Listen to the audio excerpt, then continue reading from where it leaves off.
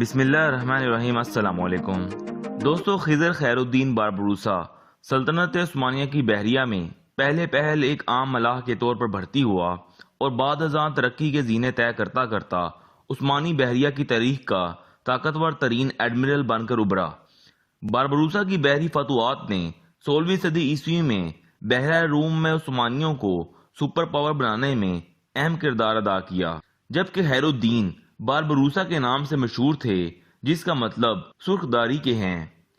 1478 عیسوی میں سلطنت عثمانیہ کی ایک ریاست لیسبوس میں پیدا ہونے والے خضر یعقوب نے اپنے بھائی اورچ رئیس کی زیر سرپرستی بحری ملاح کے طور پر کام شروع کیا۔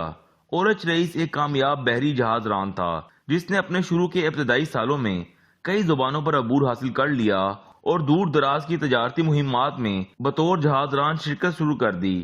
ایسی ہی ایک مہم میں اورچ رئیس اپنے چھوٹے بھائی الیاس کے ہمراہ طرابلس اور لبنان کی ایک تجارتی مہم پر گیا، جہاں سے واپسی پر اس کے جہاز پر صلیبی نائٹس نے حملہ کر دیا۔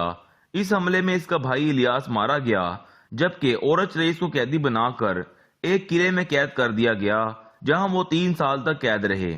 خیر الدین باربروسا کو جب اپنے بھائیوں کے جہاز پر حملے، اپنے بھائی الیاس کی موت اور اورچ رئیس کی گرفتاری کی خبر ملی تو وہ اپنے بھائی کو قید خانے سے نکالنے کے لیے حرکت میں آ گیا۔ بالآخر 3 سال بعد خیر الدین باربروسا کو اپنے بھائی اورچ رئیس کے قید خانے کا محل وقوع معلوم ہوا تو انہوں نے وہاں پر ایک پرخطر کارروائی کے دوران اپنے بھائی اورچ رئیس کو آزاد کروا لیا۔ یہ وہ دور تھا جب اندلس پر مسلمانوں کی حکومت کا خاتمہ ہو چکا تھا اور وہاں پر قابض عیسائی حکمران مسلمانوں پر ظلم و ستم کے پہاڑ توڑ رہے تھے۔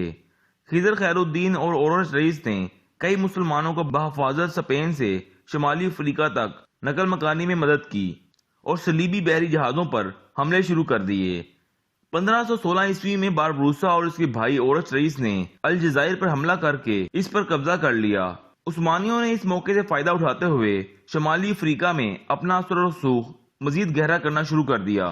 بعد ازاں عثمانی حکومت نے ان کی مالی امداد کرتے ہوئے باربروسا کو بحیرہ روم کا سمندری گورنر اور ان کے بھائی اورچ رئیس کو الجزائر کا گورنر مقرر کر دیا، جس کے بعد باربروسا نے تیونس کو فتح کیا۔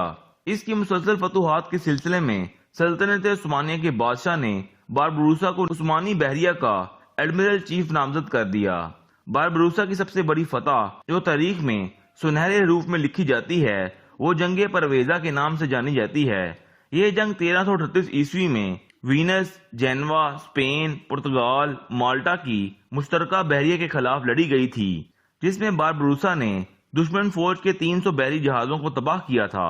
ان کی اس فتح نے عثمانی ترکوں پر بحیرہ روم کے مشرقی راستے کھول دیے تھے، جس سے سلطنت عثمانیہ کے مزید پھیلنے میں مدد ملی۔ یہ باربروسا کی شجاعت اور بہادری کا نتیجہ تھا کہ تیونس اور الجزائر سلطنت عثمانیہ کا حصہ بنے۔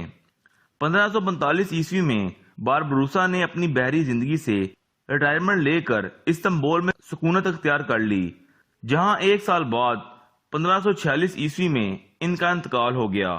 ان کا مزار آج بھی استنبول میں واقع ہے۔